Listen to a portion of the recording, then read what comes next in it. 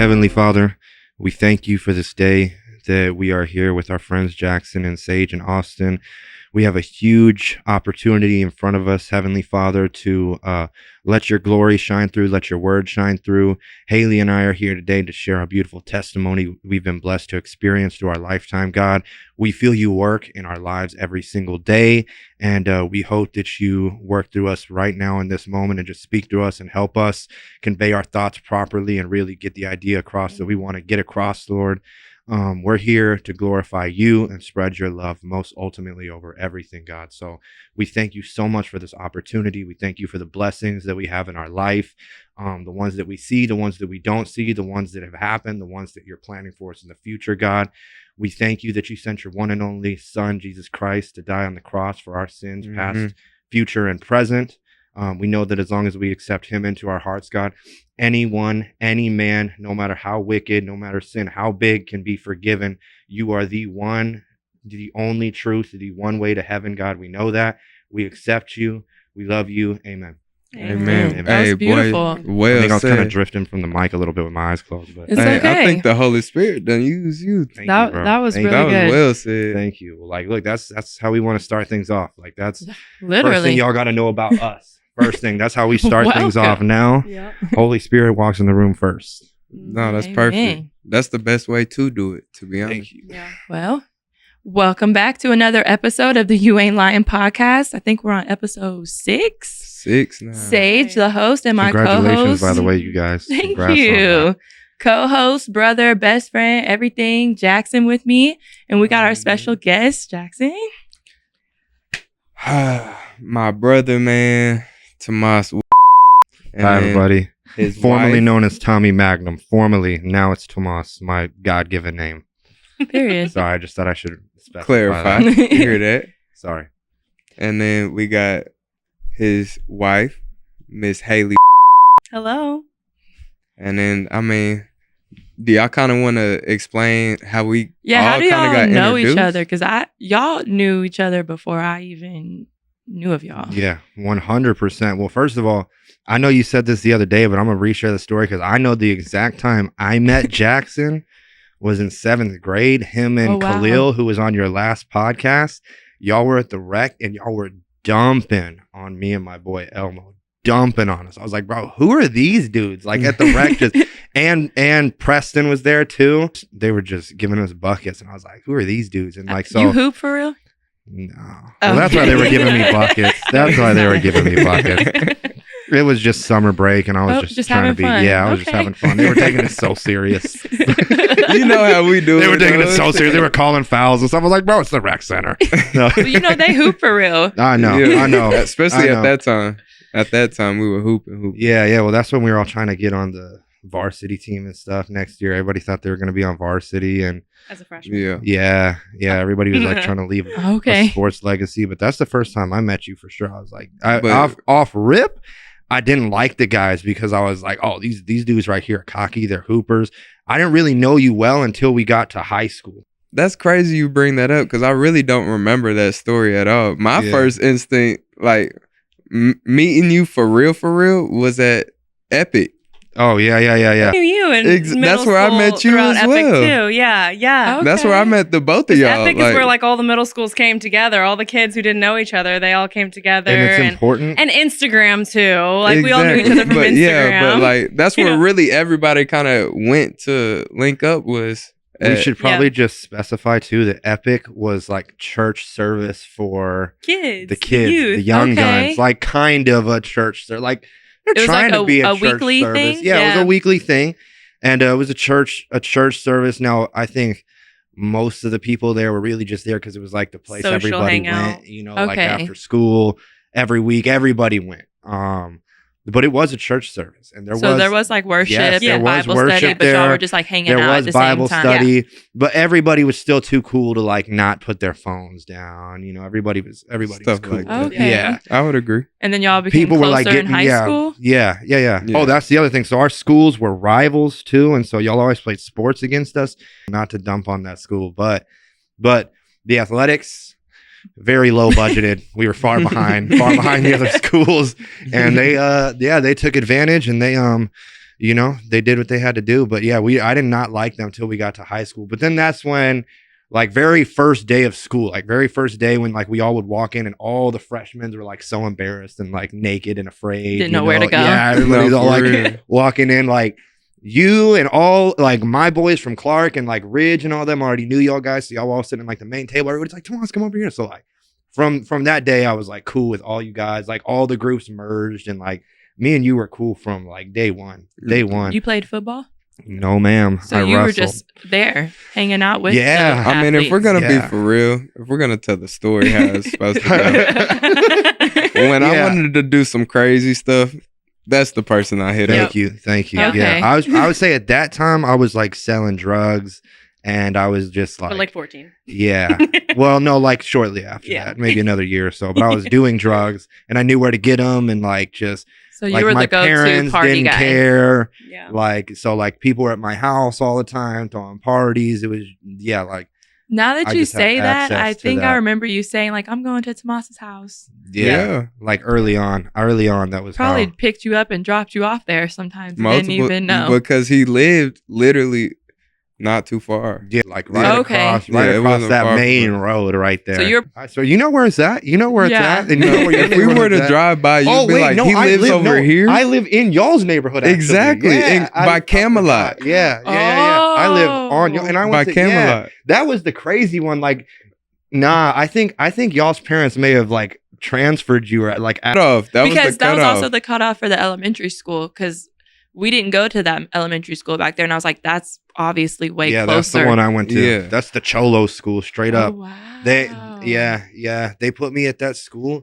They put me in the what do you call those classes? ESLs? The bilingual classes, Oh. like in the trailers Was Spanish outside. your first language? No, I still Oh. don't speak Spanish. He's never I was- spoken Spanish. I was Talk about passing the though. classes because they were learning English in those classes and like just like basic stuff in those like how to just So they like, just assumed. yeah, they put me right in there. Hey, They put me know. right in Really? there, and like your boy was like 99s until third grade. They figured Did out. you graduate from Centennial? Yeah, Yeah. I did. Well, the SOC, the alternative school bus. and you got to walk with us. I did. You I got did. to come to graduation. Yeah. Were Yeah. y'all together at Yeah. the time he was graduating? Yeah. So me and him have been together since we were 15. Oh wow. Yeah. Yeah, 15. 15. Yeah, yeah. like we 10 should years. establish that. It's it's Yes. coming up. It's coming up. Yeah. I think we're on And- 9. And married for how long? Married for almost 3. This August will be 3 years married. Okay. Yeah. Don't look Love at me at and first ask that. sight. You're gonna get me Yeah. in trouble. I don't even know.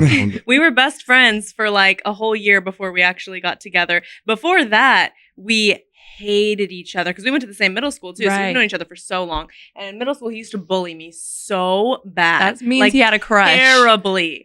Terribly. It worked, right? It worked from middle school. It worked. I knew what I was doing. I Yep. picked my one. And I then picked my started one. sweet talking in high school. We were best friends, pulled a few moves. Rest is history. Yeah. That's Yeah. crazy. Freaking high school sweethearts Yeah. for real. Yeah. Well, it's like the marrying your best friend, like first too, is just like, it's the most beautiful thing ever. Yeah. Like seriously, It's like so any- comfortable. It's No, so that really was comfortable. what it does. And still yeah. to this day, like we always say, like we're best friends over everything. Like even over husband and wife, like we're best friends first. Because just out of like all of our disagreements, if we like act as friends and like try to resolve it as friends first and like remember like Mhm. okay, well now like I had a great day today, we're in a fight, like I can't tell my best friend about my day, so then it makes you want to like yeah. get out of that and like resolve things faster. So that's just what's worked for us. I mean, I love having like such a strong friendship with my husband, Yeah. Has y'all's relationship changed since he's gotten sick? Yeah, for the better. For the She better. loves me way less now that I'm handicapped, honestly. She What is going on? Tell us what's going on. Okay, well, I guess can you please pull up the name because she like it's such a long name. I don't saw even the name and I was like, remember. I Yeah. can't even pronounce. I don't even know the name of my I own couldn't, cancer. And yeah. like, if you guys It's like out there want to research it, like, be my guest. It's the We'll cancer put a that I little- have, It's and I researched it caption for like of the 10 name. minutes, and It's I was so bored. pseudomyogenic angiothelioma. Wow. Yes, Thank- I remember it thank actually you. because I've said it a lot. But Doctor- from my Dr. understanding, Haley. it's a rare case in like the whole Extremely rare. United States of America. Okay. Yeah. So Yes. like There's that not type much of information on they're it doing at a all. study on him Yeah. type of deal. Yeah. That's how rare it is. Yeah. They Yes. still don't So- know too much about it. Yes, they my very last visit that I was in the hospital, I had my big toe amputated. So yeah, I'm crippled now. I'm gonna be losing the leg below the knee here in a couple weeks. I have cancer basically from the knee down, really just in the foot and ankle. But you got to amputate started a head. in the foot. Obviously, it started in the foot. Started It in started the in the big toe, and they already cut off my big toe and sent it to Cleveland Clinic, because the oncologist down here honestly could not figure out what kind of cancer this was. They had not seen it before, so they sent it to Cleveland Clinic, which is one of the most advanced cancer centers in America. And it took them like 2 weeks to come out with those results and actually send it back to me. But that's what we found out about a week and a half ago, is it's a very rare cancer. Now, fortunately, from the very little they know about it, they believe that, number one, I was born with it, or, you know, had it, or some kind of genetic thing, which I asked a lot about, because I was worried about that, just because with my previous past, with my previous career, which obviously we'll delve into, but I was taking a lot of steroids and just doing a lot of damage to my body, eating like a ton of meat, which just anything in excess is bad for your body. And all that stuff is, I agree. You know, can take a toll on your body. And so I was worried. Now, real deal, nobody can really prove whether I did it to myself or not. I can tell you guys, the doctor said the steroids did not cause this. I was born with it. Most likely born with it. However, I can tell you guys spiritually, since I've prayed on it a lot, since I've understood what's happening to me now, even if we can't prove scientifically that the steroids did this, it for sure didn't help. I did this to myself. Well, I did this to myself. It was my previous ego, Tommy Magnum, the previous guy that I was. This is a result of when you just have tons and tons of toxicity in your life, sin surrounding you in every direction. You have no sense of God, not just no sense of God, but for me, right? Like how we had just mentioned, I've been in the church since I was young. I've always known God in my head. It was just like, at this time going through this, I was so angry because of how it was stopping our career, like just to a halt, in our money and the physical pain. And how long were you in pain? Like, I mean, it's been since January. It's been since January. So now it's been like 6 months. Yeah. Right? About 6 months. And when did you go to the ER? Middle of May. Yeah. So you were hurting for 5 months before you finally got an answer of something. And what's crazy is, like, let me take that to just explain how dumb I am for that, because I was in serious pain all that time, and I was in denial with multiple things. Number one, I was really trying to not let this stop us from working, because I mean, that's one thing that you guys are going to learn about the previous us, and we hope to talk about on this episode. But like, previously, money controlled every single decision we made. So you were trying to not stop. Yeah, couldn't stop. We had moves we were making. We had collabs. We had places we needed to be. Scenes that needed to be shot.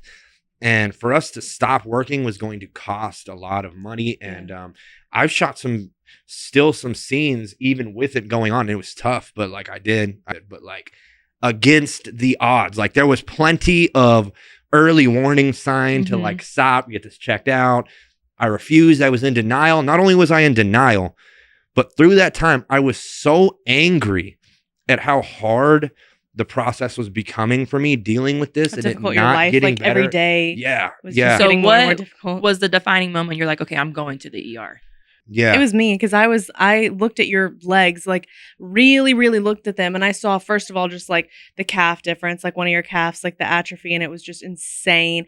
And the like color of it was just like dark purple. Foot was swollen, like almost double the size of the other foot, like terrifying. And I was like, I really just looked at it and was like, obviously this is not going to heal on its own. We have to do something. We're sick of waiting around, like going to all these specialists. I had called, like, cause I mean, I'm his everything. I'm the one who calls. She's my angel sent by God. I'm the one. My God-given angel. Thank you, Lord. I'm the one who calls and stuff. And like, I was getting so frustrated because I would call orthopedic surgeons and they said, "Oh, well, we don't deal with like open sores and infections of the feet." So there was an open sore on There's his- there was Okay. multiple because he had like it started in his big toe and his toenail. He went to a podiatrist and they removed the toenail because they thought it was just like some blood that needed to be drained. Obviously, I don't that think wasn't the podiatrists case. are real doctors. Yeah, by the way. that was a joke. But then went to an orthopedic surgeon too, who just like ended up like never really calling us back, probably because he was out of his like jurisdiction. Yeah.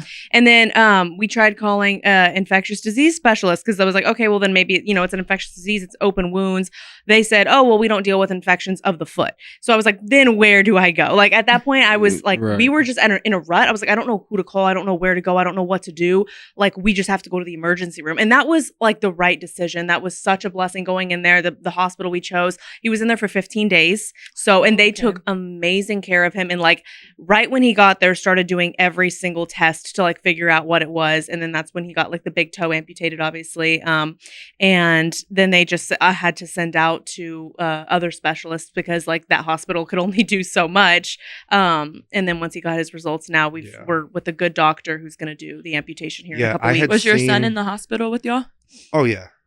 He came and visited. Now he didn't stay with us because I was in there for like 15 days. I think he didn't stay with me all 15, but he would come And visit. visit every day pretty much. He was with my mom or her mom or Yeah.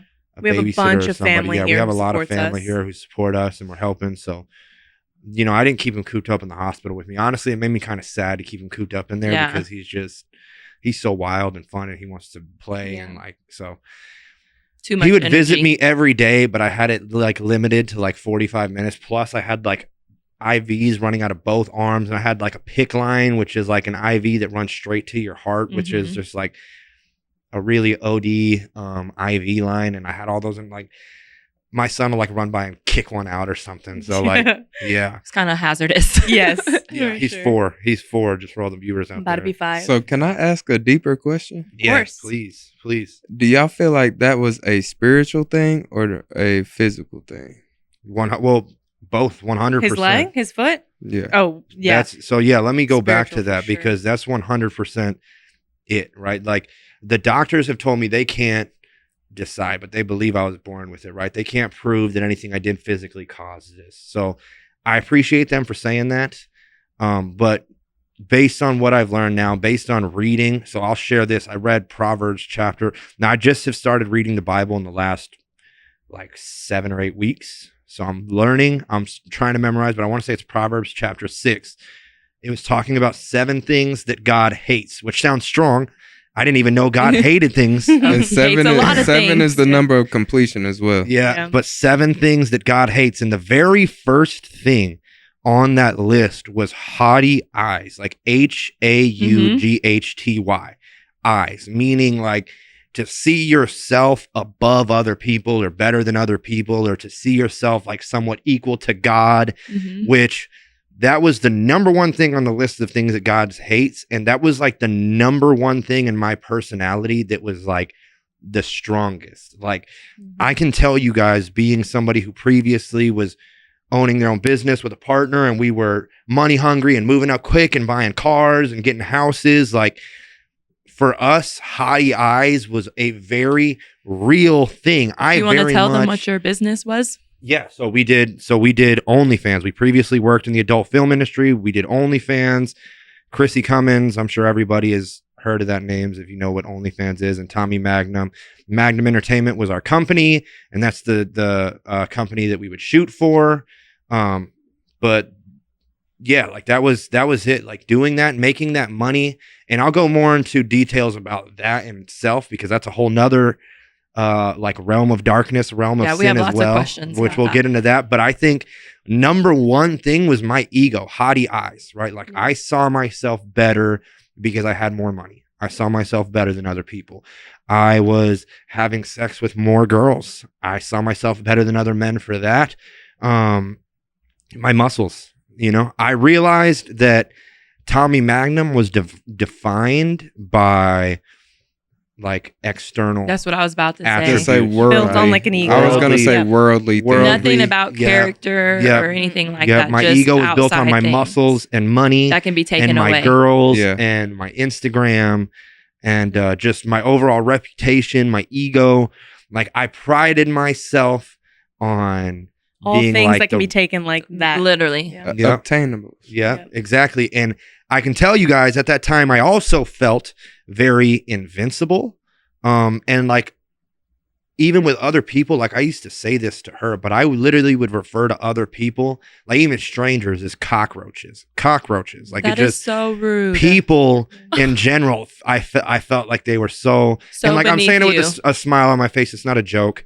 It's real, but just it sounds crazy now when I talk about it now, right? But like I Well, just and I will say this, like the thing that gave him this like idea in his head that he Yeah. was superior was, I mean, like it was multiple things, but the steroids were a big part in the that. biggest, I would Huge. say, the biggest. And it was How long something were where you on that? he started in the summer of 2022. So it's been almost 2 years. And when he first started taking like legit steroids, like we thought we had like cracked the code. We thought we were being so like smart about it and mature, because he would tell me like every single week we would like diary it. Like, how are you feeling this week? You know, it was there something that was a little off? Like, should you tone it back or should you like try something else? And like we were like Very on top of it, scientific because you know about what it they at like all the first. stereotypes, Being like cautious. you have like anger, roid Yeah. rage, all that. So we were like making sure he didn't get that. And he was telling me all the symptoms to look for.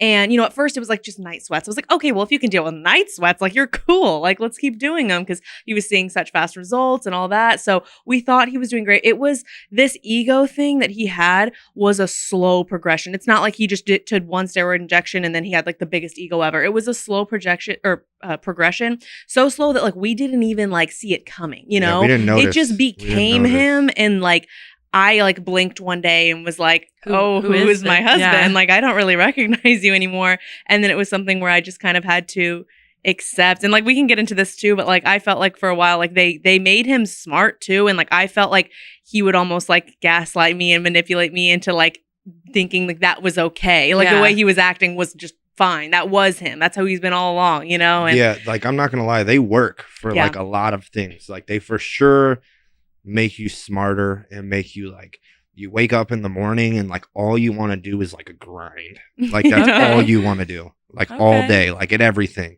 And so like they work, but like that's the thing is they had underlying effects that I guess everybody knows about, right? Roid rage, everybody knows, but it didn't happen in the way that people think it does, right? Yeah. So there's no hardcore proof that caused this. Exactly. It just happened. Exactly. Yeah, it So- just happened. And so that's the thing is now I have prayed on it a lot, and basically from the answers I have received, I've done this to myself, Yeah. but it's you know More spiritual more than- spiritual. It's the haughty eyes. It's the greed. The fact that money was my God. Money was. I would do anything for money.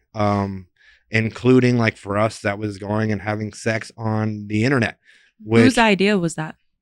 I guess mine, right? Yeah. So here's how we started that career. I was trying to be a fitness influencer at first, Okay. and this was like 2022, starting like the beginning of that year until June is when we started it. June of 2022, we started, which is also when he started his steroids. We started Okay. OnlyFans, and I was trying to be a fitness influencer, right? And I would go on and post cute workout videos, and I was even like had a legging brand sponsor me, a supplement company, like okay. quickly dropped me because I wasn't making I wasn't making sales. No one was using my discount codes because I looked at my analytics one day and it was a 95% men who were following me. And I mean, it's just Light the bulb. body I was given. Light Like I'm a bulb. curvier woman and I get it. Like I might not have that like woman's ideal body for like what they want to look like when they're Right. training in the gym, but I have a body that's very easily sexualized by men. And so I personally never really minded that. I didn't care.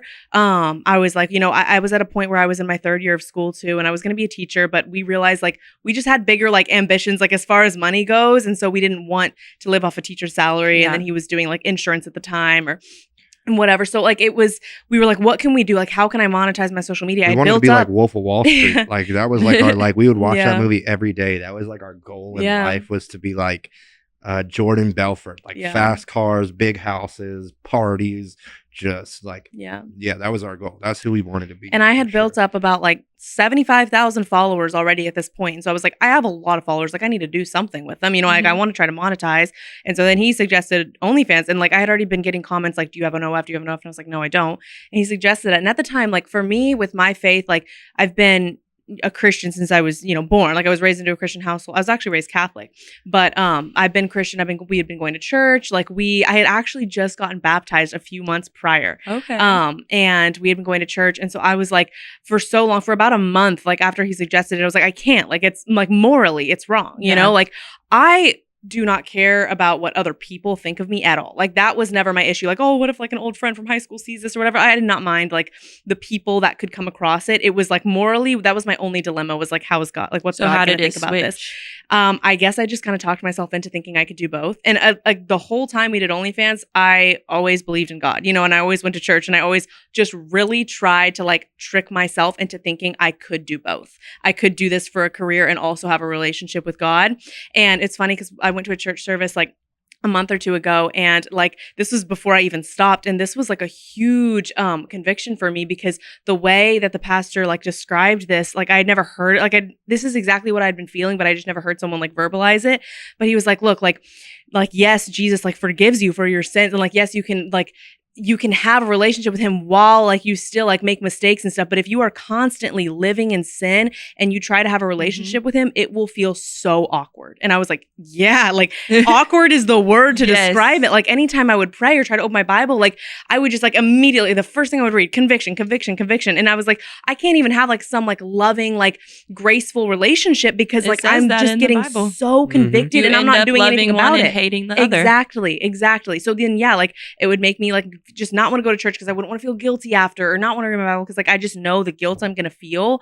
And I'm always like, I've been such a fearful and anxious person, like especially about like God my whole life, which is like great, like God fearing, but I would take it to the extreme where I would just like, just be terrified to go to hell. So I would just rather distract myself with other things and not think about it. Yeah. Which only works for so long, obviously. Right. But like when he said that, like it's going to feel so awkward. I felt that. And I was like, it has been like, I tried two full years. I tried to convince myself that it was okay, that I could do both.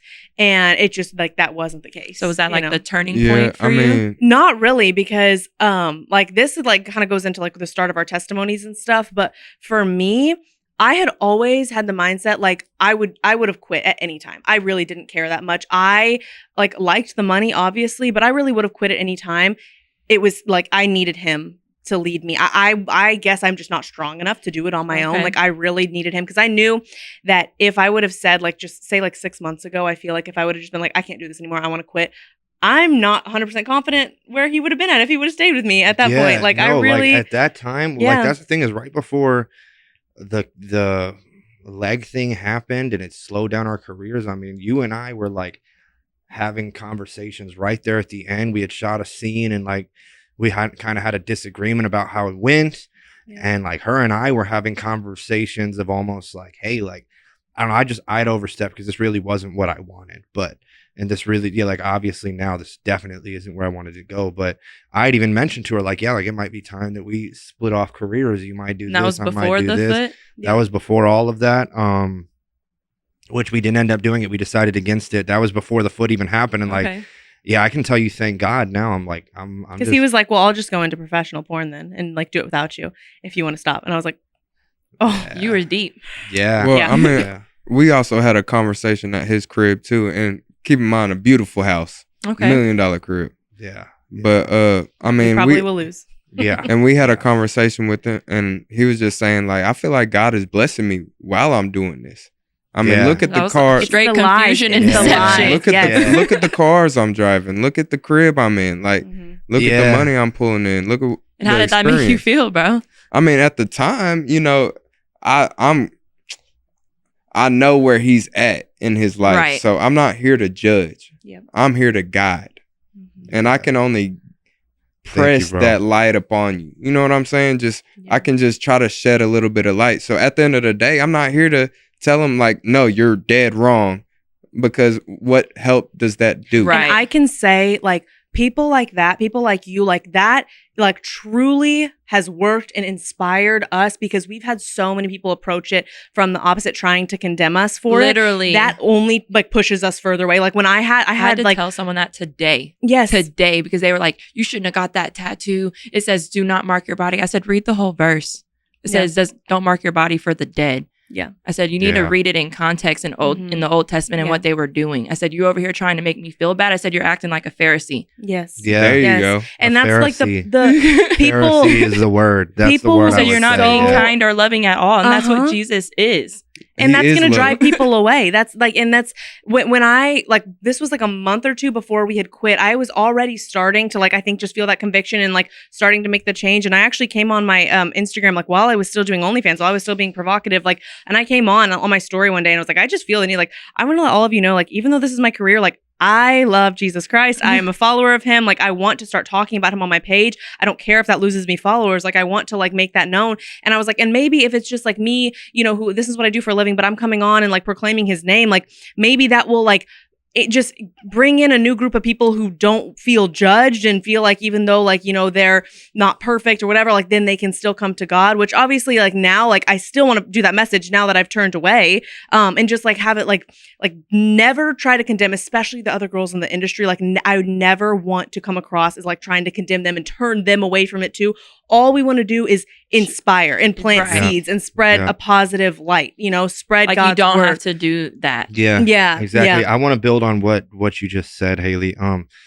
That's a big part of like the purpose of what we want to do now and why we're here. I mean, number one, like Jackson, I just want to say like that day you came over and talked to me, I felt no judgment from you. I felt comfortable around you. And like, here we are. Yeah. Right? Like we're on y'all show. He was so upset when he called me, not like mad at y'all. He was just like, we have to help him. Like he's very lost right now. Yeah. Well, like we're on y'all's show and like I'm comfortable to talk to you guys. And like here we are wanting to do a whole new thing with our life. And that was like one of the first moments where somebody had come into my home and brought that new light into my home. Right. Mm-hmm. And especially since I had went down such a dark path, you know, but so I just want to put this out there so everybody can know like the reason that we're doing this change up, right? Instagram used to be Tommy Magnum and hers used to be Chrissy Cummins. Now it's Haley is free and Tomas is free. A lot of the things we've seen on the internet is people think that because we did what we did, it's like, if we want to accept Jesus and be Christian now, it's okay, but we should shut up. We should like sit at the back of the church. No, that's exactly what I've heard. That's the exact opposite of what the Bible says to do. I disagree. Exact I disagree. We should, you know, like we did our sins, we get our forgiveness. They're saying delete your accounts and like move on in silence. Delete our accounts. They're saying give the money. We should give the money back. And so just to clear up a couple of things, right?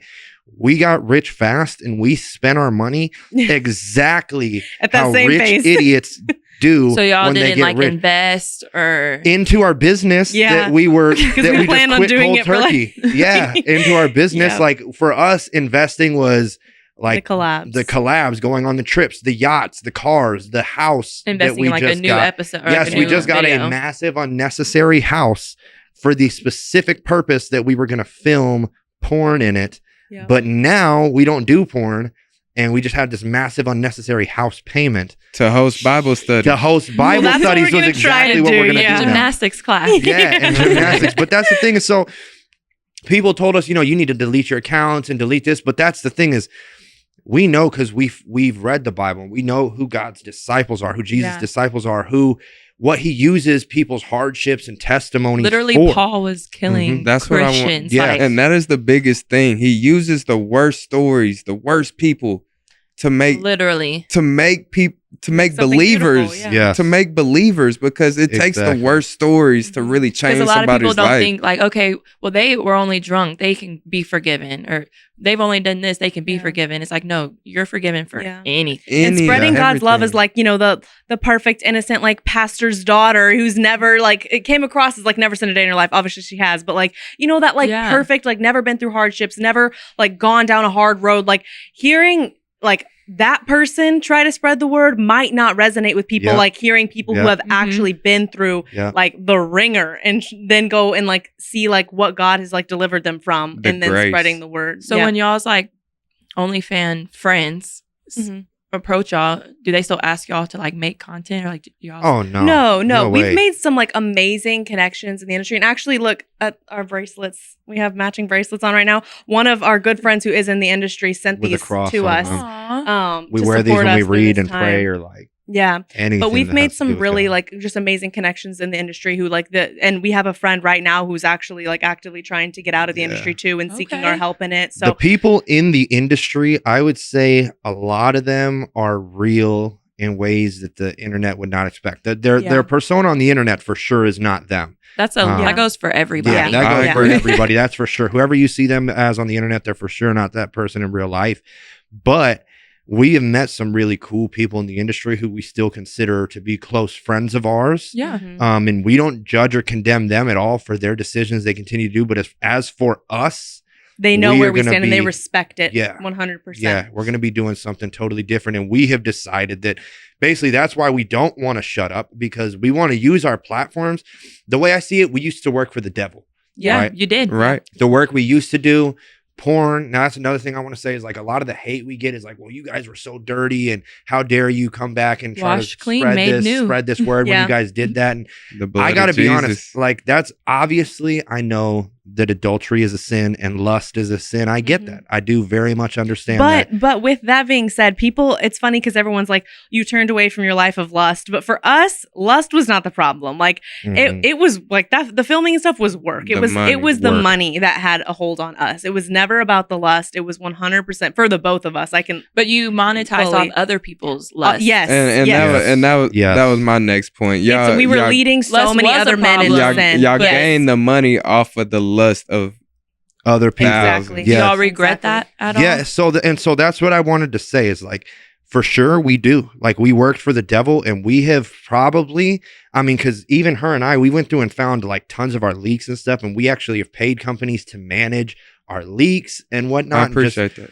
Our views out there, like we've gotten hundreds of millions of views on our pornographic content. Pornographic content is the most searched content on the internet. And ours has gotten hundreds of millions of views. And, like we've had a major evil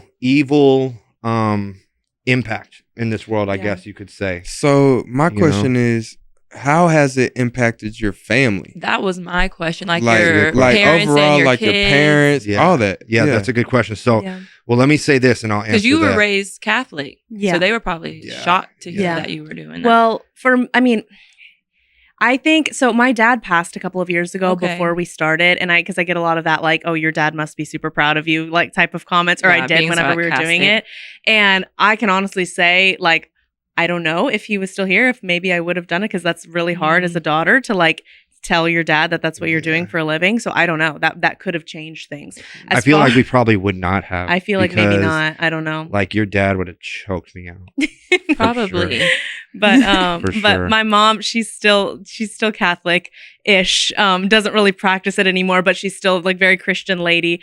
But she is like, I love her with all my heart, but she's like the most oblivious woman on earth when it comes to social media stuff too. And I told her like from the start, like, oh, I'm making money, I'm having to be a little bit more provocative online, and I'm making money off of men. And I told her that, and I was like, do you want to know in detail exactly what I do, or would you rather be left in the dark on it if you think it might just like make you a little uneasy or whatever? And she chose to be left in the dark about it for a while, which unlike I feel like most people's moms, when you would say that, they would just automatically assume, okay, that probably means you're like doing porn or something, or like selling like naked photos of yourself, something like that. But she didn't for so long. And it was just about maybe a year ago around this time where like one of her friends had like found our stuff and like told her and was like, I think they're doing porn. It's getting out. Yeah. Millions and millions. And one of my friends, I was always willing to tell her. I just know she's the type of person where like some things are better off not known for her. Did she have a bad reaction? She just, because she called me and she was like, so, so-and-so said you were doing porn. And I was like, oh, well, are you actually asking me, like, do you want to know now? And she was like, well, no, but just tell me you're not doing porn. Like, obviously you're not doing porn. And I was like, Mom, well, I mean, since I'm not going to lie to you, like I am. And she cried. But then she called me back later and was like, I'm so sorry. Like, I love you no matter what. You're my daughter. I don't know. She's like the most gracious woman you would ever meet. Like, does not judge. Seriously does not have a judgmental bone in her body. God, our Father is. I swear. Yeah. Well, she let me move in there when I was 9 years old. He was probably crying, but he still loved you. He's like, that's still my children. Exactly. And that was hard for sure to have her have that reaction initially. But I mean, and his parents too, like they've always loved and supported us. But as far as some extended family and friends go, we've lost tons. But I will say that for sure to me, and I think you'll agree, it was about money. more than anything. Yeah. Not about the OnlyFans. The people around us, like our extended family and friends, like once we started moving up and buying expensive stuff, they wanted and, to be around you. You know, kind of being more like, oh, look at us, like we're rich, like we just started losing. Yeah, I know it was opposite. Like I would say there was a lot of jealousy around us. Like that was a part of a lot of what drove this in the beginning too, is we had a lot of people in the beginning who really, really were jealous of us and like did not want to see this work out. Like we had hate from the beginning, and like we really wanted to just prove people like, you don't know us, you don't know. But I think it was hate from jealousy or hate from like, that's not something you should be doing. So that's what I was gonna say right now to answer that question about the family and stuff. I think most of the hate we have gotten, truthfully, is jealousy. And so like that's what I challenge the viewer to question. And I'm about to expand on that, so give me a second, because like the one thing I want to bring up is, right, like it takes two people to make that one sin, and you know, like it got to a point where like we were making the money, and a lot of the people hating on us, like they themselves are not godly people. Like you go look in their Instagram, they're people who are trying to be like us, or trying to be like me. For example, most of the guys that hate on me, I go look in their Instagram and they got the same selfies as me. They just look worse, or they're trying to do the same thing. A lot of the people hating on us. So they were just mad you were doing something they couldn't do, or that they're trying of course. to do. And like even our family around us, like just for example, like, I mean, I'm not going to say names, but like her family specifically, like the family that like disowned us, like we had just started OnlyFans. It had nothing to do with that. They didn't even really know. It really was just my opinion, right? But for us, it was going extremely well. Our son is being raised well. He's around a loving family all the time. Does he know what y'all were doing? I mean, he's 4, so no. No, yeah. Okay. But one day he will. And that's what I was going to say about jealousy and about family. And so one thing I want to be clear about is like Haley and I are humans, and we know for a fact that we have been forgiven by our Father, and we have repented. Our actions speak for themselves. Yeah. We have repented. We know what we did was wrong. We admit what we did was wrong. However, I do feel like a lot of the hate coming at us is from a jealous standpoint, not from a standpoint of, oh, you guys were wrong, you shouldn't do this, right? I think it was more of like maybe fake, phony followers, phony Christians, phony whoever, phony fans, people coming at us saying like, they want to act like high and mighty. You shouldn't do this. You shouldn't do this. But really, if those people had the opportunity to make hundreds of thousands of dollars a month to have sex, they probably would too. You know what I mean? So I want to say one thing is, on this world, like her and I still, I would say like we for sure turn away. We turn away and we're living a new life. You're never going to do it again. We're never going to do it again. And it was evil and it was wrong. But as far as person to person, we're not embarrassed or ashamed at all of that content. Like we worked hard on it. At the time we were doing here's the thing. We were not godly people at the time we did it. That's the truth. That's a fact. But at the time we were doing it, we took pride in the work, and we invested, it was our entire life's work. We invested a lot of time and money into it. So for it to still be out there and be part of our testimony is one thing that like for us, we're not embarrassed by, like no human can hold that over us and like, oh, well, you did porn. So you'd like, I'm going to be naked on the internet forever. And so is she. And like, at least speaking for myself, I'm not ever embarrassed that some other person's going to see me naked on the internet, whether that's family or whoever. Like I was never bothered by that. And I'm sure she feels the same. But that's what I was trying to say earlier. And I like how you said like it's like the person to person, like that has never been the issue. Like, we know now that what we did was a sin and it was leading others away from God. Like we know that. And for that, like we regret it. But for the person to person, for the people who judge so hard, like the fact that we did OnlyFans, like for example, I have some friends who, do like, they don't like me because of like what I was doing OnlyFans, yet they're still going to be friends with other girls who are going out, sleeping with multiple different guys every single weekend, getting hammered every single weekend, going to the clubs, like doing cocaine every single weekend. Like, how is our sin? We're married and we have a son. And for all intents purposes, besides what we did for work, our lives were pretty wholesome. Like we're not out at the club every weekend. Like we're not out drinking. We're not out, sleeping around besides for work. Like our life was really tame and really chill, So I think that people just have like some like maybe because because it was publicized. Yes. Yeah, so all the crazy stuff we did was posted. Yeah. But then we were just chill. But our friends knew that. Like our friends knew who we really were and like what we did on our day-to-day basis. I had a friend that did, well, she still does OnlyFans. And I didn't stop being friends with her because she was doing OnlyFans. Yeah. I stopped being friends with her because she was disrespecting me. Yeah. By showing her content. Yeah. Personally to my family. Yeah. Like, why are you secretly going to my family's house to show them your coochie? Yeah. No.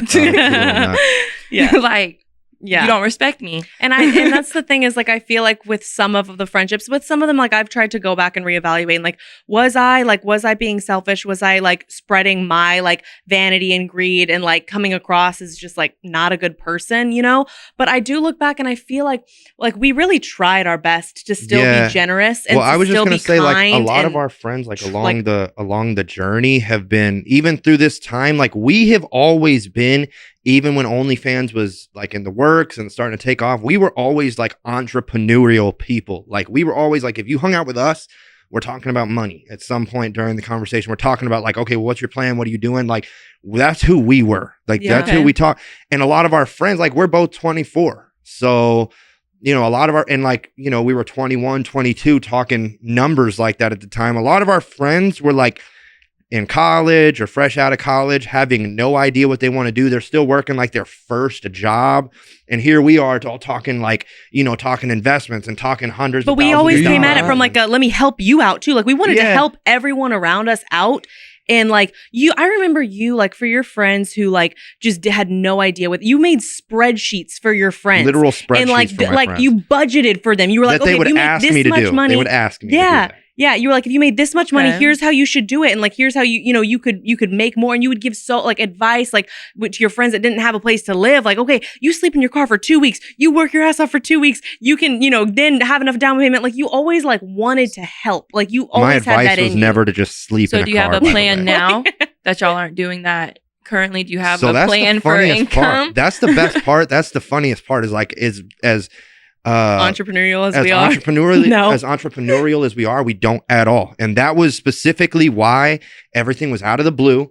Like we just up and came on one day and said, "Hey, we quit. We retire. No more OnlyFans." Because for us, it was kind of this moment where her and I were watching this show called The Chosen. Okay. And we were watching this part where Jesus walked by Matthew the tax collector, and he says, "Matthew, follow me." And Matthew the tax collector was a Jewish tax collector, and he was collecting taxes one of the most hated from the Jews, but also one of the richest. Yeah, but everybody hated him, but he was one of the richest, and he was young, and he was he was like the richest and most powerful Jew in Capernaum, right? Yeah. Okay. Capernaum. Yeah. Capernaum. Okay. Well, we all know what I'm. Okay. Well, Jesus walked past the Capernaum. I don't know. Capernaum. I think it's whatever. It's whatever. But so Jesus walks past the tax booth and he says, "Matthew, follow me." And Matthew just says like, "Okay, see ya." And like, even his security guard Gaius was like, "Matthew, like, are you serious, bro? You're rich. You really gonna do this, bro? Like, who is this guy?" And he was like, "Yeah." And like.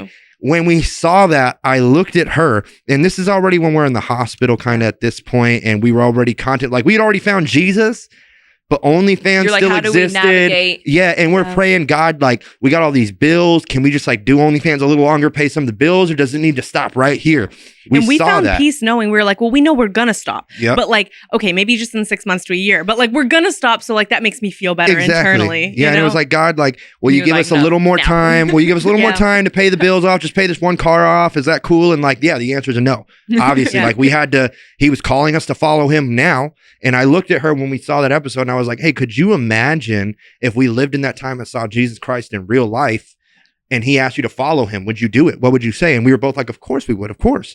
Well, like that's what's happening to us right now. Even though we can't see him, he's calling us to follow him. There you go. We can't see him, but that's the faith part. And so like for us, it was a no-brainer. We quit immediately. We changed our names. We've refused all of the income that's been made since. Now this is important. Since the moment, we quit. Yeah. Okay. Now this is important. We say this to everybody, right? Because everybody's all like, well, if you really repent, you should give all the money back. And which would take us about maybe 10 years to make like back 10 years to make back that money. So, it's gone. It's gone. Do you mind disclosing how much we're we can disclose. Yeah, because I think a lot of people have no idea. We can disclose. A lot of people assume. Like we can disclose. And like I think it's good for the general public to kind of see what a person makes. We did more than 600,000 last year. More than 600,000 last year. And since we've started OnlyFans, we've made over $1 million. Yeah. But probably just a little over $1 million.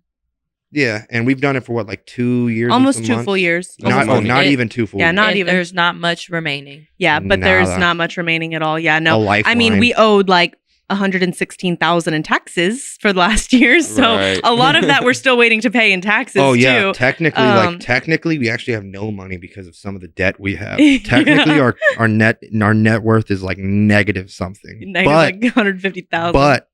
But our souls are saved in the process. And none sometimes of that's what it takes. Goes with you. I'm gonna be so real, and this is what the government tries to do, bro. They try to make it to where that number is significant to you somehow. Yeah, I promise. Yeah. This is just a worldly number. When you die, your debt dies with you, basically, for the most part. Yeah. So exactly. So.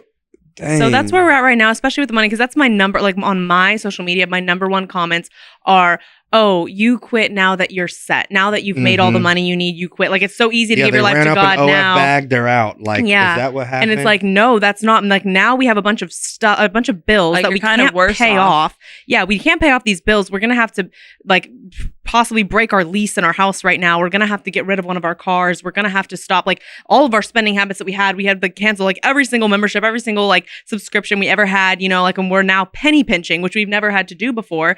And I think it's like, oh yeah, we're out here like cleaning out the finance drawer. I mean, we're playing accountant with the money. It's like, I think that that's something that like is just a personal conviction with God, you know. And like for us, like since we stopped, like we still had money rolling in, obviously, because you can't just like stop and then like not take the money. Like the money's still going to go into your bank account. So we still have like, we haven't decided what we're going to do yet with that money, because we actually did speak to a member of our church, and he said he didn't really think it's the best idea if we give it to the church because of the way it was made, which I don't know. I mean, we don't know exactly what we're going to do with it. And he told us too, he was like, hey, and that's just my opinion. He said, that's not by me reading, or that's not me. Like, that's just my own opinion. He said, but you guys do what y'all think y'all should do with the money. That was one thing that, we've been praying on, because like real deal, it is blood money, but it could be used to do something great. And we know that God uses evil things to make good all the time. I was just about to say, that's not the first time it's been used. It wouldn't be the first time. And it's a lot of money. And like, there are a lot of kids that want to go to camp this summer, go to church camp this summer. That could put a lot of kids in camp that didn't have a chance to go. Yeah. Right. You can that's turn all it stuff around. That's all stuff to us. I mean, would be meaningful. I went to Young Life Camp in high school, and somebody paid for me to go, and that was one of the best times of my life. Returning the favor. Yeah. Exactly. So to us, again, it's a human opinion to think it's wrong to give that money to the church, but to us, have been in that, and again, people who have not been in this industry, use it in a way that people would approve. Right. Well, it's like really people who.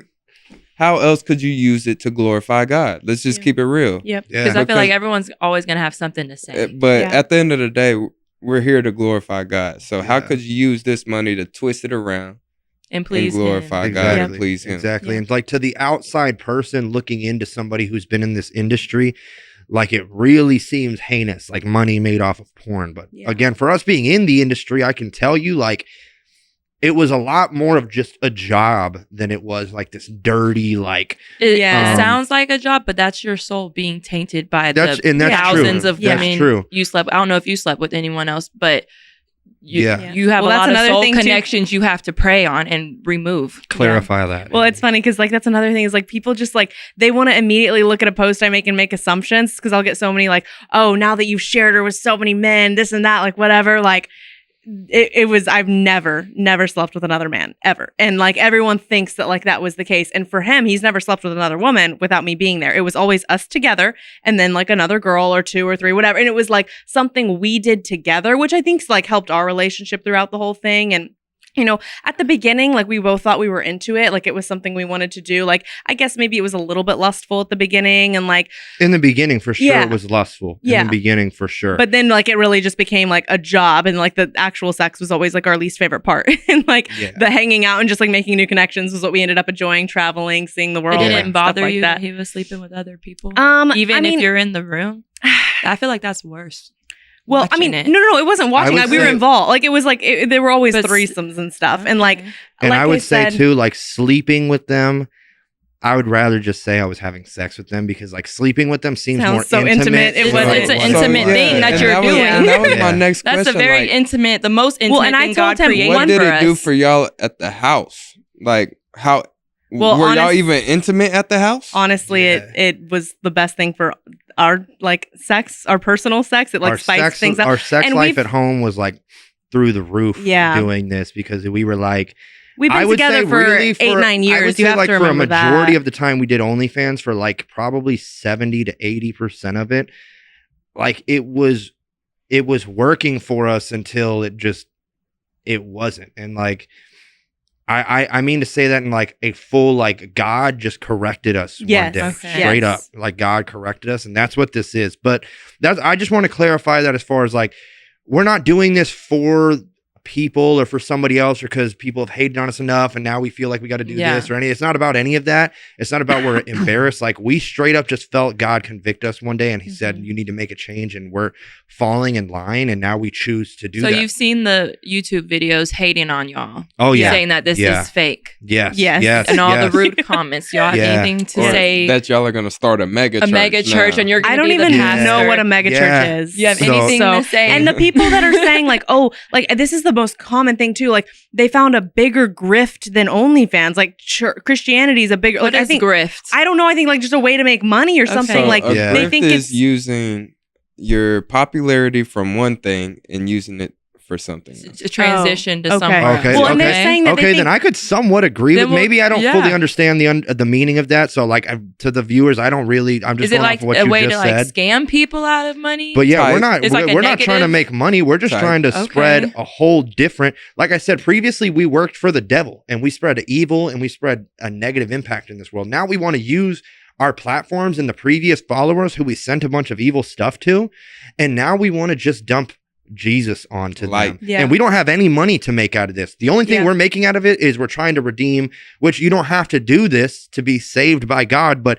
we feel a calling because not everybody has the platforms and the outreach that we have. So we have somewhat of an obligation, if you will, to come back and testify try to undo some of the damage. And I'll tell you this, like we always said, like if we can just impact 1 or 2 people, like it's all worth it. And I've already had so many men reach out to me or comment on my stuff and say, and who knows if it's true or not, but it doesn't matter if it's true or not. Like the way that like them being vulnerable enough to even comment this. And like they're saying, like one guy came on a live stream I was doing on my TikTok and was like, hey, I just want to let you know I've deleted everything I have of you and you've inspired me to make some changes of my own. Amen. You know, which is amazing. Like that's if we perfect. could, and I've had multiple comments just like that.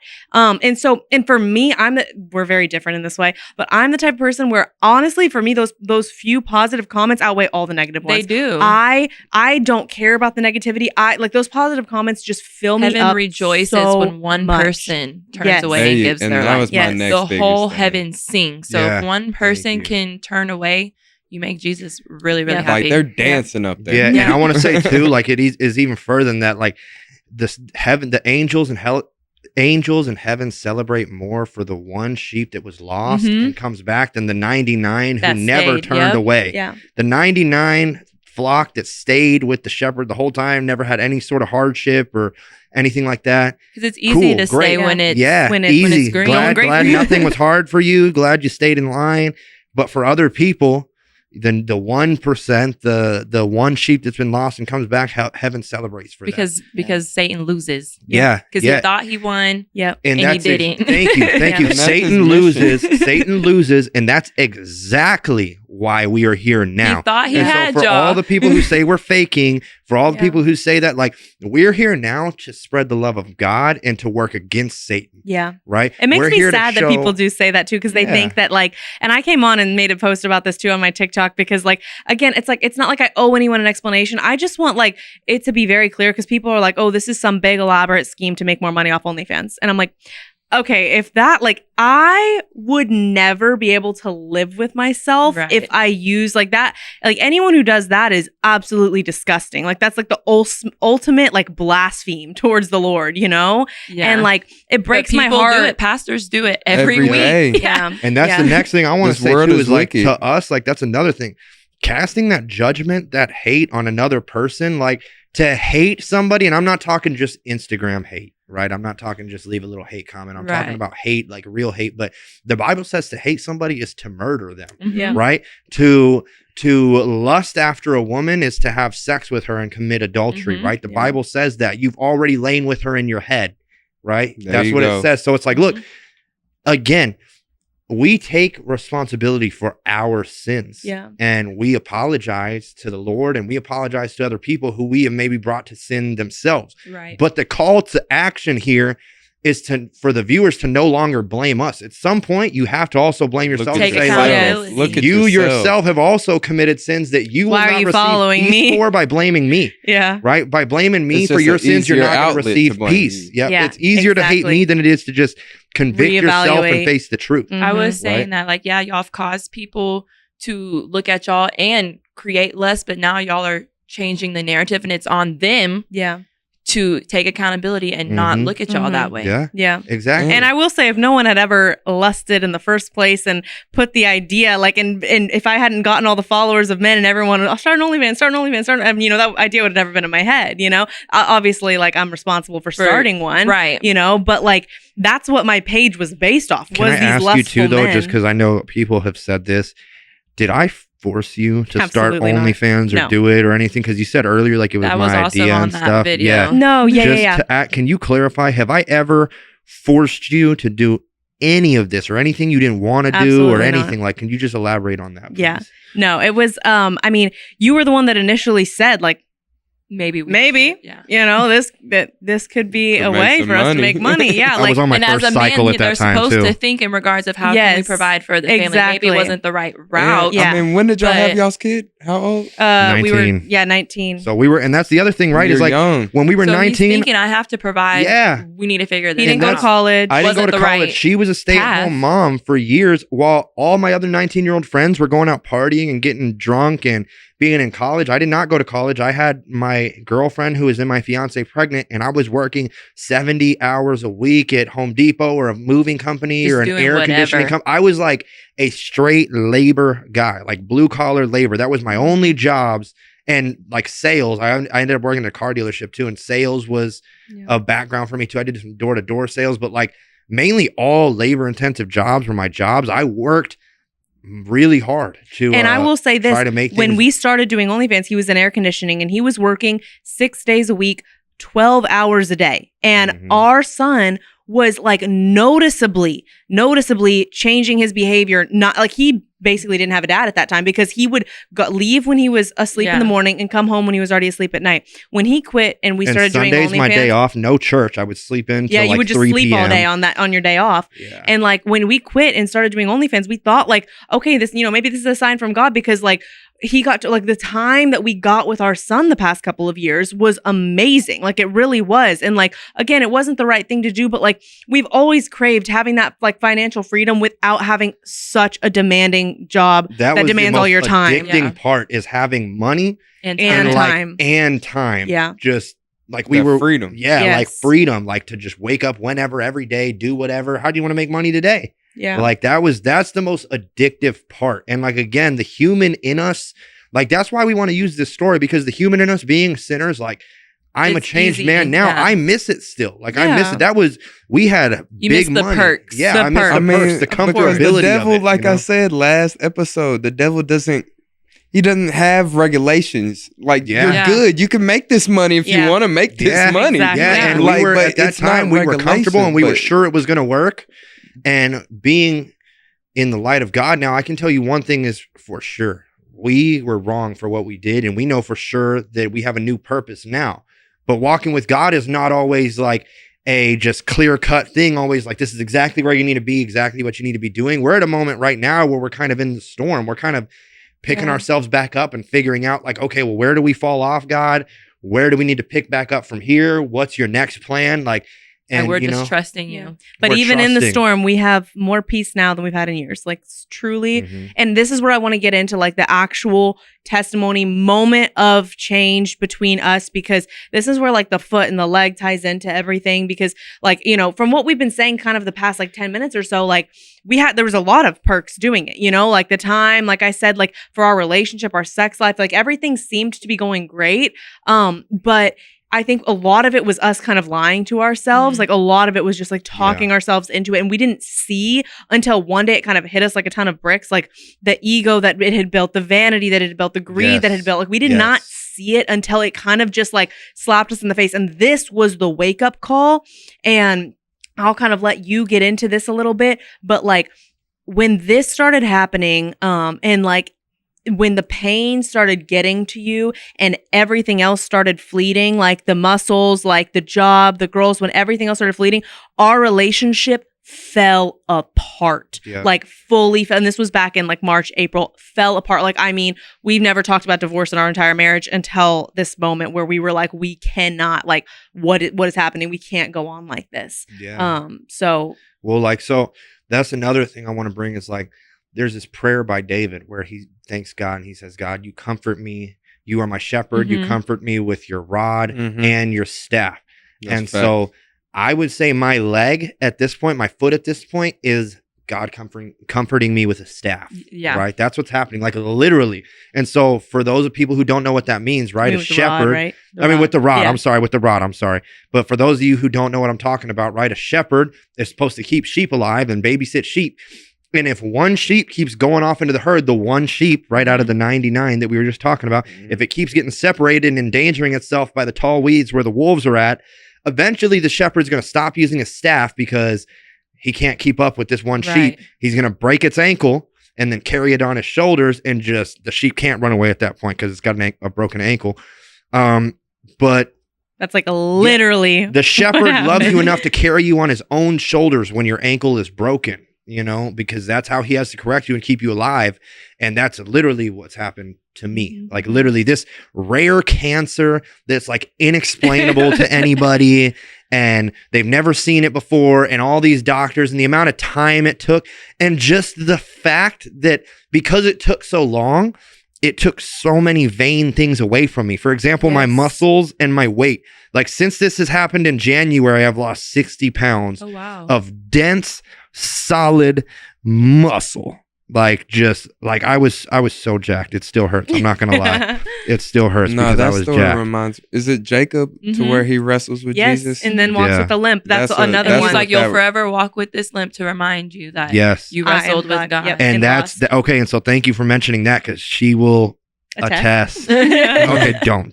Just don't. No, she'll attest though. Like when this was happening too, like right before that moment when I just submitted to God, I was literally wrestling. I used to, like days before I finally submitted to God, I would walk outside and I would look up at the clouds, at the sky, and I would curse God. I'd be like, here I am, buddy. Come on, strike me down. Let's do it. Like, do it. Show me. Really wrestling. Yeah, really. I mean, really like taking time out of my day to like go up and talk to the sky, but confrontationally. Yeah. And like, she would be so terrified. She's like, oh, this guy's insane. Yeah. So like, this guy has lost it. Right. And like, I really had, like, that was the thing is. It's kind of like Job. Yeah. That's like, the thing. Okay, God, you took everything from me. What do you want? He's like, who are you? I was like, where is this good guy? You know, that everybody, where's this good God that everybody's talking about? I was screaming up at the sky. Where are you? Where are you? Right. Yeah. But like, little do I know, like little just our human brains can't even fathom what all he's doing for you and what he's got planned for you. And sometimes we've built up on such a superficial platform that he's got to tear it all down and show you where to build the next time. On the last episode, Satan wants you to focus on the right now and that this feels good right now. He doesn't want you to think how it's going to hurt you later. Jackson said that on the last episode. Y'all check out the last episode. I'm trying to and you know, I appreciate y'all coming on here for real. Yeah, like, seriously. Look, y'all really came on here spreading knowledge. Thank you. We got a lot more to say. No, so much. It's like you haven't even told your actual testimony. Like, you got to tell the barber. story? You have to. Okay. All right. Should I tell it real quick? Okay. So I had a barber who was a Muslim guy, good friend of mine, very good friend of mine. He was my barber for years. And even now I don't talk to him anymore, but I still wish the best for him. He's a great guy. Love the dude to death. Great dude. Right. But he was my barber. And towards the end of our, I guess, for people who have barbers, you know, a relationship with a barber is like a marriage almost, right? So I've been with him for years. Towards the end of our relationship, I had, because I was so angry with what was going on with my foot, I almost took comfort in hearing him talk about Islam. I would ask him all the time about Islam. And like, it wasn't because I wanted to convert, but more it was just like, haha, like you hear this, God, like you hear me getting educated in Islam, that probably hurts, right? Like, I hope that hurts you as bad as you're hurting me, right? Like that's, you know, and so it was like a weapon I was trying to use against God, I guess, in a way. Like, that's just the real deal. That's what was going on. Well, as this is happening, I was just in a period of my life where when it rains, it pours. Everything was going wrong every single day. From like the moment I woke up, if I stepped out of bed, I would like step on a thumbtack. And then like I would go to the bathroom to pee and there'd be like a snake in the, you know, like just like every little thing. And then I'd go pop toast in the toaster and the toaster would explode. And then I'd go start my car and the oil pan would be open. You know, like everything from the moment you'd wake up is going wrong. I'm in this moment where when it rains, it pours. And I'm having this day where we had a collab the next day and she had canceled. Things fell through. I was pissed. I was on my way to get my hair cut from my barber. That's the only thing that's going to cheer me up. And one day I'm on my way. I'm late as usual. He texts me. He's like, bro, you better not be late today. Like, I'm so busy. And for some reason, in the mood I was in that day, just sent me. And I called him. I was like, you know what, buddy? F you. I'm never coming back. I don't need your haircut. Just here's your money. See ya. Right? Just sent it. Okay. Right? Just didn't want to see him anymore. Like, he just pissed me off and just sent me. Like, he caught me at a moment where like the devil was tormenting me and torturing me so much that when he said that, I was just like, you know what, buddy? Don't need a haircut from you anymore. I'm like, here's the money, not coming back to see you, right? Ever again. I went and saw another barber who just happened to be at my gym, and this guy's name is Lex, and I just happened to know because I met him through my gym. He suffers from severe back pain, and he's 38, and so he suffers from like severe chronic back pain, like crippling back pain. And as him being my friend, I have heard him personally cry and be vulnerable with me before about his pain and about his spiritual struggles and how hard his life is because of that pain. Well, it's just important you know that, right? So I come back around, I call him, I'm like, Lex, can you come cut my hair?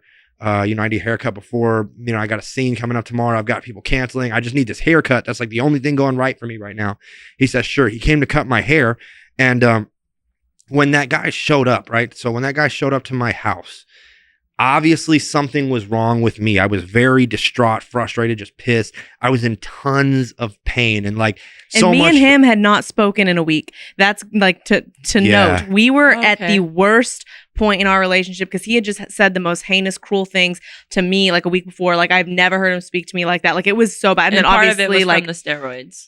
Well, not. It was like my life falling apart. Yeah, it was like just me losing my mind. I was already off the steroids at this point for a while. I've just so everybody knows, I've been off steroids cold turkey, by the way, since like beginning of March. Which you're never supposed to do because that it messes you up really bad to come off of steroids cold turkey. Yeah, you're supposed to wean. Yes, which I came off cold turkey. And beginning that was beginning of March. So it's been what, like 2.5 months now? It's been like 3 or 4 months. Wow. Yeah, I feel it. Yeah. I feel it. Yeah. I feel like physically, I feel like a shell of the guy I was, like physically. Anyways. My body. But anyways. So we hadn't spoken in like a week. Yeah, we hadn't spoken. At this point. Lex came, cut my hair, and he's asking me, well, how's your relationship? I can see you're in payment. Have you been praying on this? How's your relationship with God? And I was just like, dude, are you serious? Are you really gonna do this right now, Lex? Like, come on. I was bad. And he got me actually to get so pissed off while he was cutting my hair that he got me on a tear where I was like, all right, Lex, you know what? I'll tell you about your God. Here's how your God's been working for me.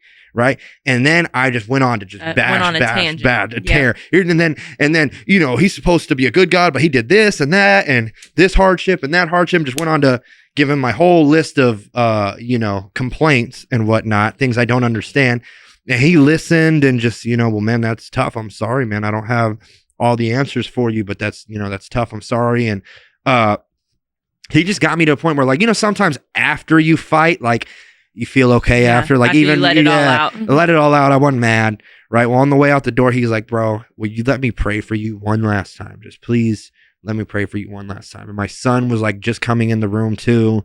And so I was like, okay, fine. You can pray for me, Les. Go ahead and pray for me. And he proceeded. Now, this is a guy with severe back pain who like was like limping out the door, 38 years old. He proceeded to get on his hands and knees, just like Jesus did when he washed the feet of his disciples. He got down on his hands and knees and he put his hands over my bare foot, which if you could have seen it at that time, it was a disgusting looking foot. It is like ridden with death and cancer, and it looks like that, okay? He put his hands on my foot, and he said a prayer that every single thing that didn't make sense to me all of a sudden, like, just made sense. Every false sense of strength I had came crashing down on me. Every complaint, every false accusation I've made towards God, it all just reared its head and showed the truth to me in that moment. I broke down. I was bawling in front of him and in front of my son, and it was kind of, embarrassing to be like that at that moment, be vulnerable like that at that moment. But it was so real. I mean, just every mistake that I made, everything that I've asked for and thought I have not received, I realized I was receiving, right? Like, we all pray all the time, God give us strength, God give us wisdom, and we think it's just going to zap in our body. But like, the way we're supposed to get strength and get wisdom is by going through hard things. God challenges us and we overcome by trusting in him, and then we acquire strength. Then we acquire wisdom when we learn, when we go through experiences and we trust God and learn, right? Like, and so that's what has happened here is just, I found God in that moment. And so then we still had OnlyFans. It was only about another, week? I was going to say 10 days, but not even, maybe 6 or 7 days before we quit OnlyFans. So we still had it now obviously we didn't do any work. The page existed for 6 more days while we kind of thought about it. And well, now that we're saved, do we do this? Do we do that? But that was the thing too, is like very important why we have to get this message out here, and why it's just because, like, again, for me, I've had a lot of people in my life try to reach out to me before about Christ, and you're not doing this right, and you're not doing this right. His own wife tried for years. I begged him to be a spiritual leader in our household, begged him, and he always said he couldn't do it. He just wasn't ready. He wasn't in a relationship with God. He couldn't do it. And I begged him, and I tried to pray over him and to get him to come around and it broke my heart to see him so angry at God. And I didn't know what to do. I couldn't get through to him. And it was such a God moment that he didn't choose to go to his normal barber, and he saw this new guy, and this guy who he's only met twice was the one that was able to get through to him like that. Praise over me like that. Yes. And it was like how and that was the thing too. I used to say this to her all the time. I feel like God is just sitting in heaven with the angels, and he's making everything in my life go wrong so they can sit there and think it's funny. And that's the thing is, he was doing that, but to make them go right, not to make them go wrong. But literally, when I tell you every single thing I was planning out was falling apart by a paranormal almost interference, if you will. And I kept telling her that, and she was like, "Hey, you sound like a real nutcase." And I was like, "No, I'm telling you for real. I have an entity following me. This is more than convenience at this point. This is more than inconvenient or coincidence. This is something invisible is following me around, and it hears what I'm trying to do, and it goes and dismantles it before it happens, and our last really collab falling through too was God stop trying to force this. Stop. We were supposed to shoot a podcast before that collab. It fell through. That was and that was the thing is, I found Jesus literally a day after you came over. The guy who prayed over me, and I just accepted. I just fell into submission. Okay. It was the day after you came over. Literally, I'm gonna be so real, and she knows how I felt after the situation, but I honestly did pray for y'all, dude, heavily. We appreciate it, dude. I feel after that day, we have had so many friends and family come through that we didn't see. We lost a lot of family and friends doing OnlyFans, but we've had so many other people, like you guys, for example, who have come through our transition and changing, and have come through and been our friends and been here for us. So much love and support. Those prayers and that love and support we have felt. We have felt, and we need it. and we've needed. So thank you, brother, for that. Like, we finally have meaningful relationships like and connections. That's real love. That's the way Jesus intended it, right? This dude came and planted a seed. That's what happened. He didn't come and put his hand on my forehead and try to convert me right there and convict me of all my sins. And you need to turn. He just came and planted a seed. He listened. He planted a seed. And the barber watered it. Yep. Bingo. Bingo. That's right. How Jesus worked. And like that's the one thing I want to like kind of just say about all this too is like, again, for me, I had so many people trying to tell me about Jesus along my whole lifetime, my whole way of life, and especially when we were making all this money and whatnot. But like, it just seemed like the people who were always trying to tell me, well, you're doing things wrong or you can't do things this way. It was always somebody who I felt like, well, bro, like you've never had to like struggle or work for anything like this, or you like can't relate to like people in the church, like, just like Karen's telling me like, you can't do this, you can't do that, or like, just somebody who I don't see struggle in your face, right? When I see your face, I don't see somebody who struggled.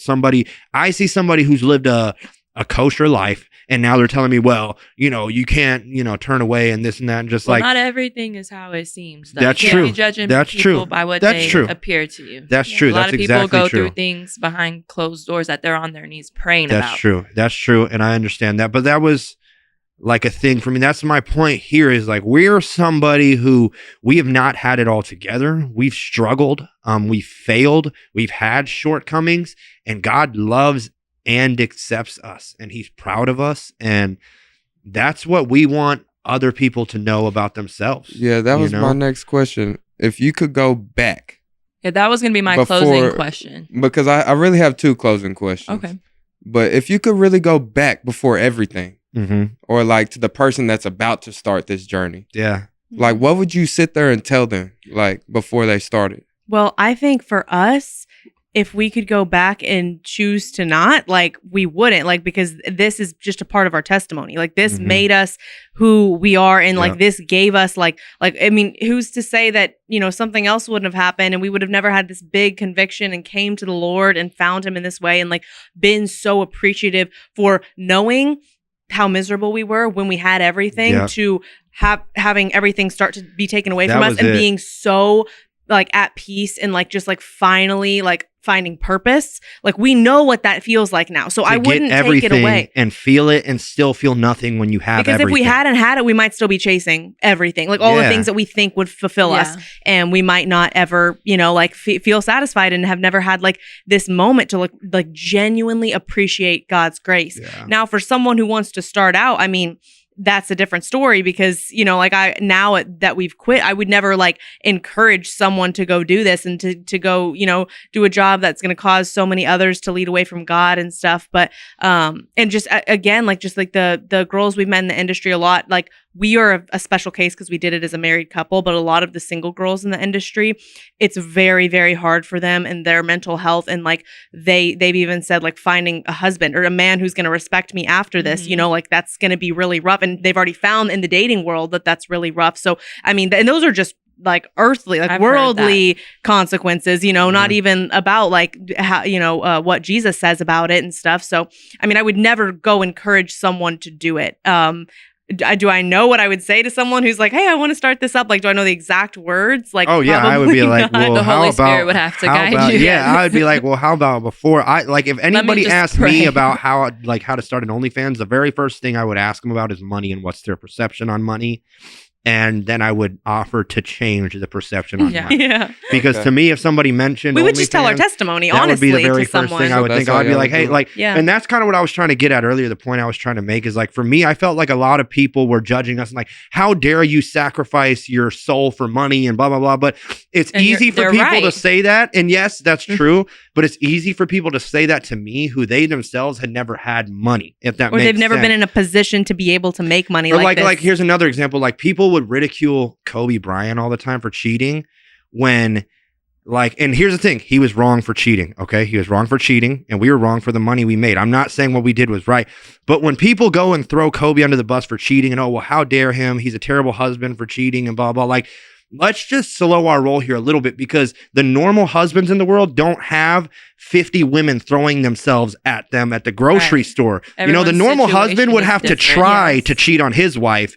Whereas Kobe Bryant has to try to not cheat on his wife. You see what I'm saying? So all I'm saying is like, in that, like in the aspect of why I'm here and why I want to speak is literally for everybody, but specifically, I know there are people out there who feel like they have done something so bad that they can't relate to the people who are talking about Jesus, right? You see your pastor go up on stage and sometimes you think you can't relate to him because he's got it so together. He's wearing the clean cut shirt and he's got the haircut and the khakis, and you are so unfit. You don't belong in this church or whatever. And like, that's kind of what I'm just trying to do is we are people who have struggled before. We're people who have been at the top. We've let money become our God before. We've let sex control our lives before.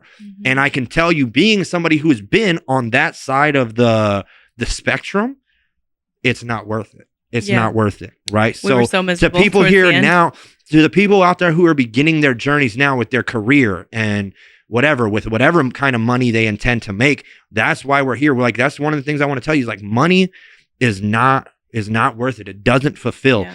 No matter how much money we ever made, we spent every single night staring at the ceiling, feeling guilty that we were going to sleep and wishing we could just stay awake for 24 hours so that we can make more money. And I would literally look at myself in the mirror every single night before bed. And I was like towards the last couple of months. Guilt. And I would be like, how am I so miserable? Like, we are making so much money. We money seem like we have it all. Evil. Yeah. And I was like, I'm so miserable. Man. What's your other closing question? I mean, the other one would be, let me phrase this the best way possible. Come on, bring something in deep. Bring something in deep. So you answer it first, babe. And this is kind of how I want to end it, on a deep note. Yeah. So if your son were to come across any of this. Yeah. Nice. Okay. I kind of just want to give you a stage. Yeah. Like, what would you tell him? Or like, how do you think he would feel about this? Yep.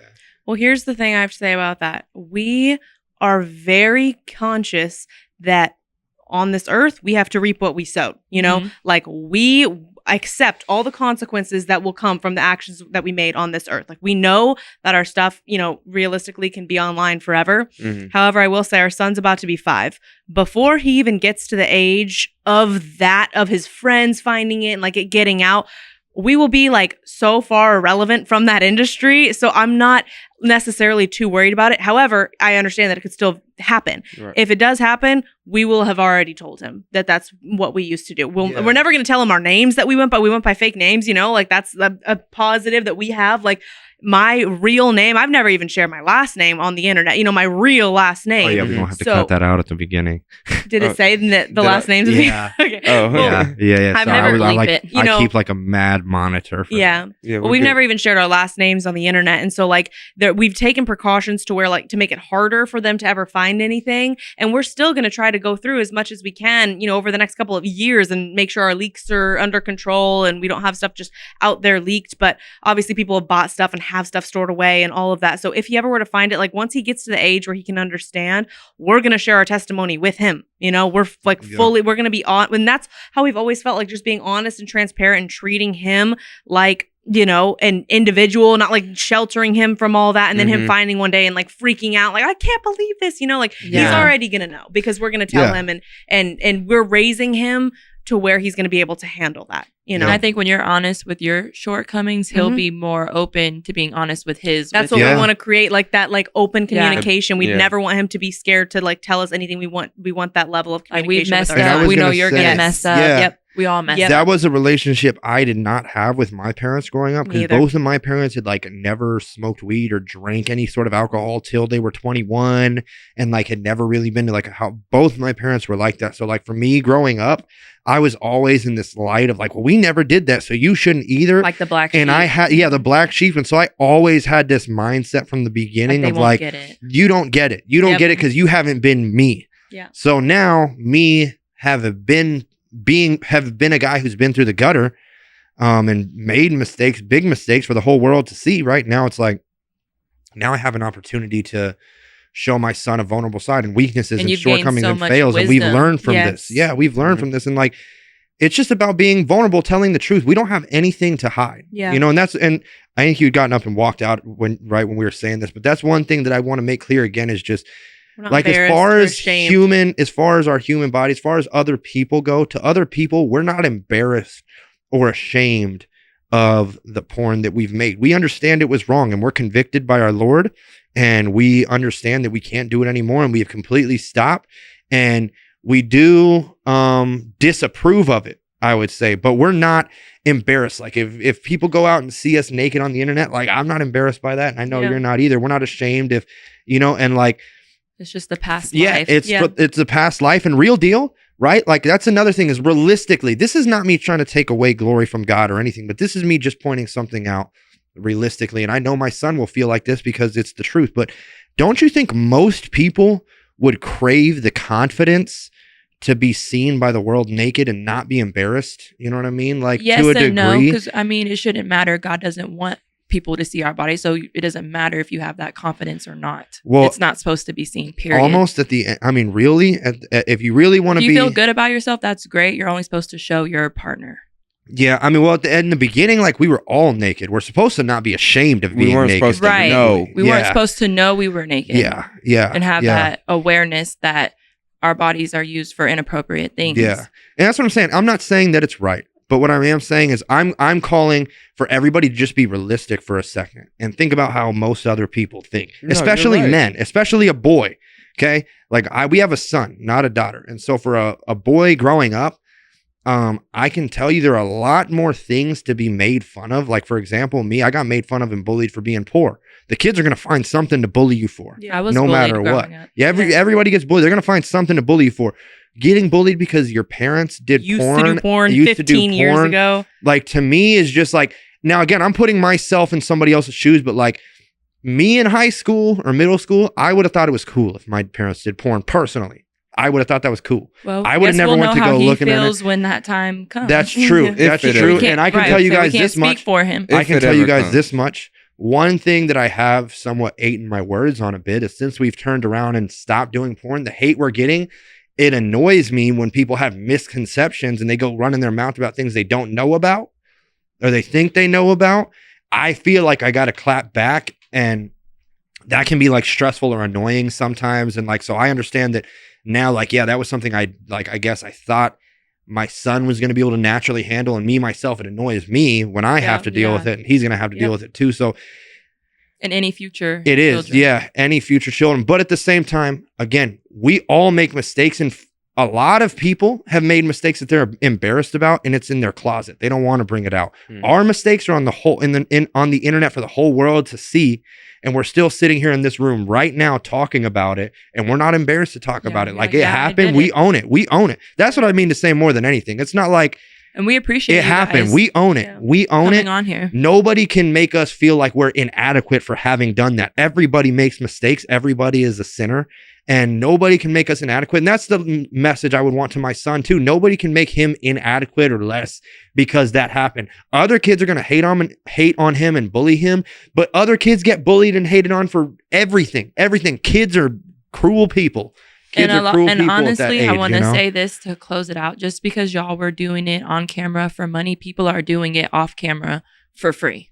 Exactly. Yeah. So, and for fun. Yeah. And for fun. Yeah. So people really just need to worry about themselves. Yeah. And their own relationship with Christ. Yeah. Just don't look at nobody else's house unless yours is clean. He who lives in a glass house may not throw stones, right? Or do not throw stones if you live in a glass everyone house. Everybody lives in a glass house. Yeah. Everybody, if you live on this earth, you live in a glass house, right? And the only way to solidify it is through God. Yeah. Jesus right? said, you don't have room to be throwing stones. Hasn't sinned can cast the first stone. Yes. So thank you. Everyone should keep their opinions to themselves. Yeah. We should only be using our words to uplift people and give love and spread grace and mercy because that's what we were shown. That's our goal. We were shown grace and mercy. We need to show other people grace and mercy. Yes. But ultimately, happy y'all were on here. That's why we're here, guys. We want to spread the message of love.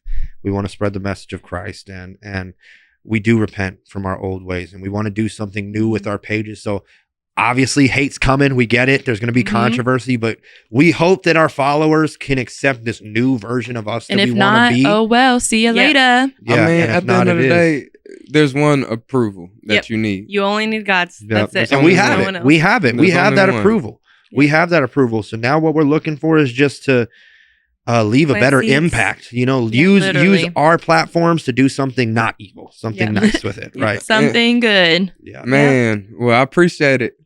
Thank you guys. Thank you guys so much for having us on. If y'all still have questions for them, drop them below. If y'all want them back for another episode, let us know, because we didn't even touch everything. We could be going for hours. Hours, and we know y'all have a lot of stuff to say. I would say, I would say so. Yeah, that was the summary.